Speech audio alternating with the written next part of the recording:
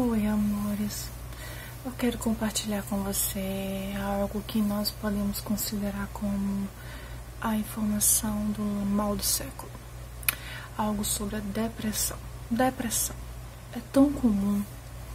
Nós escutamos que pessoas estão em depressão. É tão comum ouvirmos que líderes estão em depressão, estão abatidos, acaluniados, querendo desistir de tudo. E aí, às vezes, chegam ao nosso coração dúvidas a respeito da autenticidade do chamado daquela pessoa. Questionamos se verdadeiramente aquela pessoa está na presença de Deus, porque nós fomos marcados por paradigmas errados. Fomos marcados por informações que não são verdadeiras.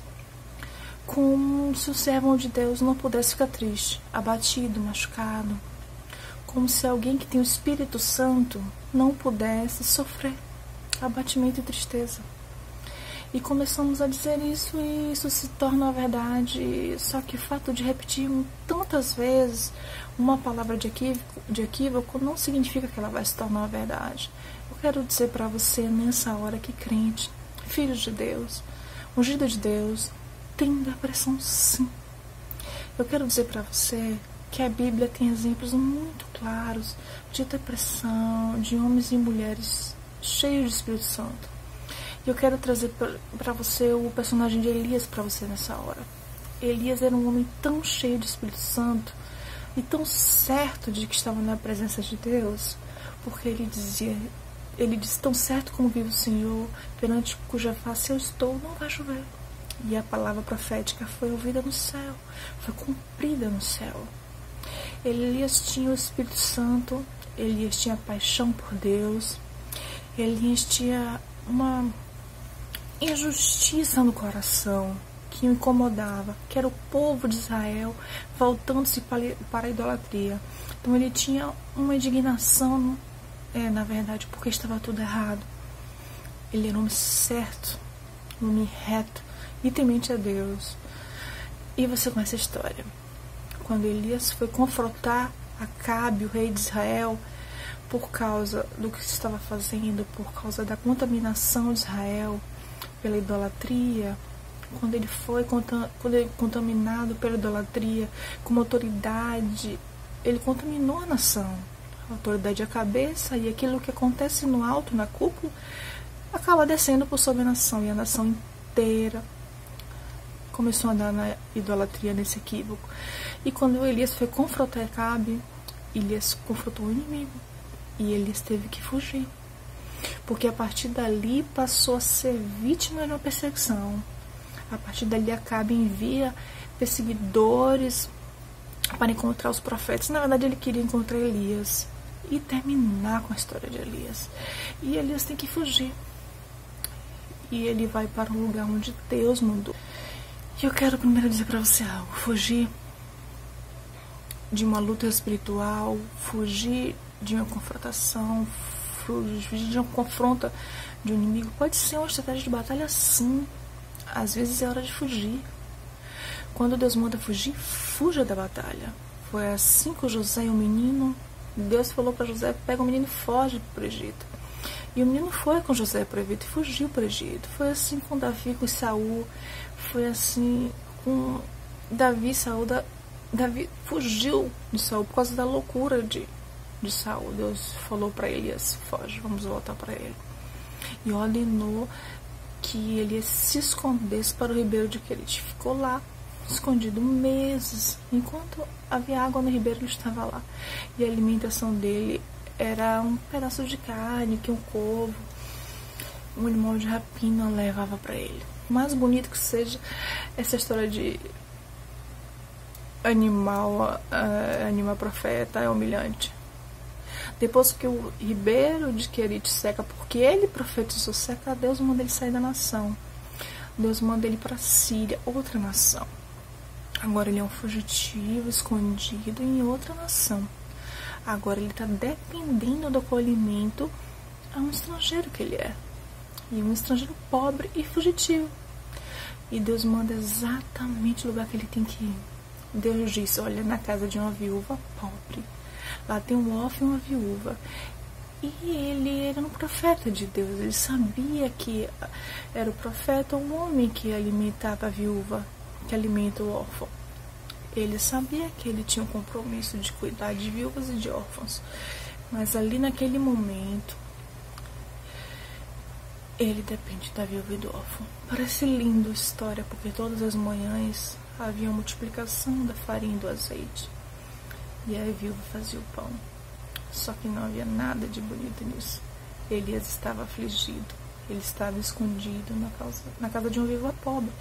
E a gente sabe que ele estava afligido. Em um determinado momento, quando o filho da viúva morre, ele disse diante de Deus, disse, até nisso o Senhor me afligiu. Ou seja, o Senhor está me afligindo de tantas coisas e tem mais essa aflição. E eu sei que Elias fica ali até se completar o plano de Deus. 3 anos e meio. 3 anos e meio de carência, 3 anos e meio de humilhação, 3 anos e meio de vergonha. Imagine o que os vizinhos da viúva não diziam de Elias. É alguém que está escondido, não trabalha, não faz nada, fica dependendo da comida que ela dá na mão. Ele era estrangeiro e ele era humilhado nessa situação. Mas Deus fala para ele, sai e apresenta-te a Acabe. Chegou o dia dele. É o dia da batalha. Até agora foi o dia do esconderijo. Até agora foi o dia do aperfeiçoamento da dependência de Deus. Vai ter que depender de Deus para sobreviver no Ribeiro de Querite. Vai ter que depender de Deus para sobreviver na casa da viúva pobre, de uma nação estrangeira. E quando ele se apresenta, ele confronta Acabe, confronta os profetas de Baal, confronta toda a nação de Israel. Ele chega para o povo e diz, escolhei hoje a quem servis, se a Deus ou se a Baal. Ele confrontou a nação inteira. Ele se levantou do esconderijo forte para guerrear e confrontar uma nação inteira. E acontece que o milagre é a resposta de Deus. Quando é feito o sacrifício, que você conhece. Veio fogo do céu e consumiu a oferta que Elias fez. E aí Deus provou que estava com Elias. Naquela toda a nação de Israel viu que Deus estava com Elias. Que era só Elias dizendo que havia um Deus maior do que aqueles deuses que o pessoal estava servindo.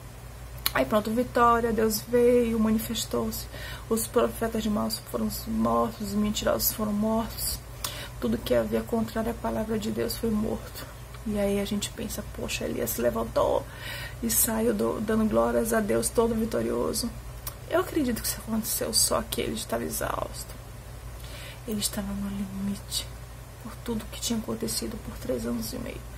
E aí bastou que aparecesse Jezabel, a esposa de Acabe, e falasse para ele, não acabou não, eu vou te perseguir de novo. A perspectiva de ter que começar um novo tempo de dificuldade, um novo tempo de luta, uma nova batalha, colocou Elias em depressão.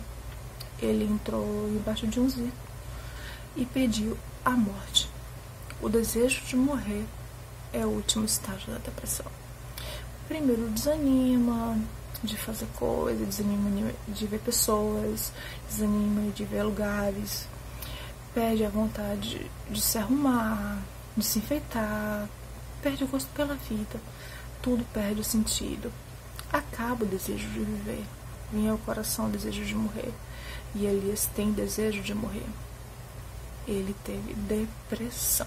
Um homem cheio de Espírito Santo, um homem usado por Deus, um homem usado por Deus para confrontar uma nação, teve depressão? Sim, teve depressão. E a gente tem que aprender a curar a depressão reativa. Sabe como Deus curou a depressão de Elias? Deus alimentou Elias 2 vezes. Um anjo deu comida para Elias 2 vezes. Por que 2 vezes? Porque 2 momentos da vida dele no esconderijo ele foi alimentado de uma forma humilhante. Primeiro por um corvo, um bicho imundo, depois por uma viúva pobre. Agora Deus recompensa mandando um homem. Não, um anjo. O nome disso é restituição.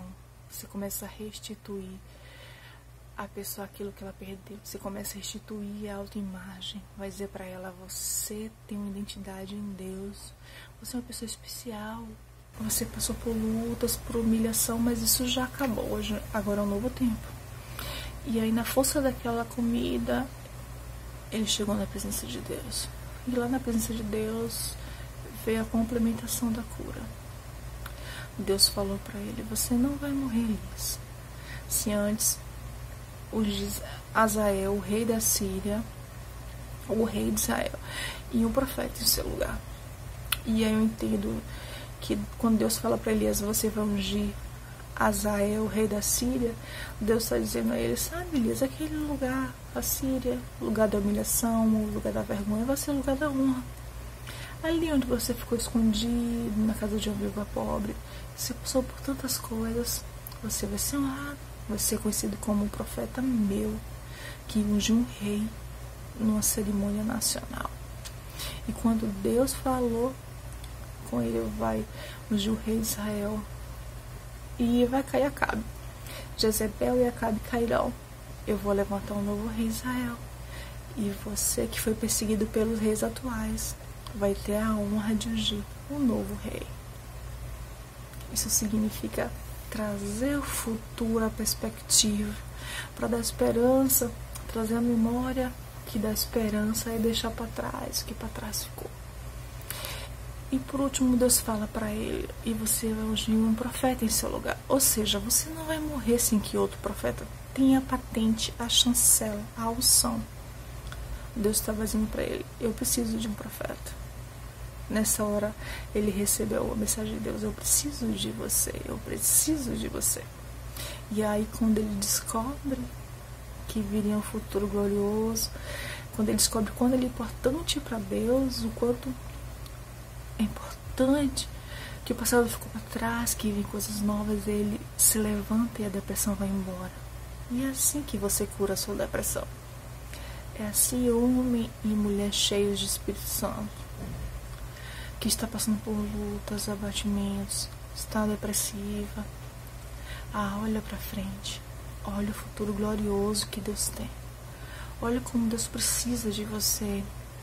Olha quão poderoso é esse Deus para mudar a história, para dar honra onde houve a desonra. Confia nisso, siga em frente, deixe para trás as coisas que para trás ficaram. Pense nisso. Deus abençoe.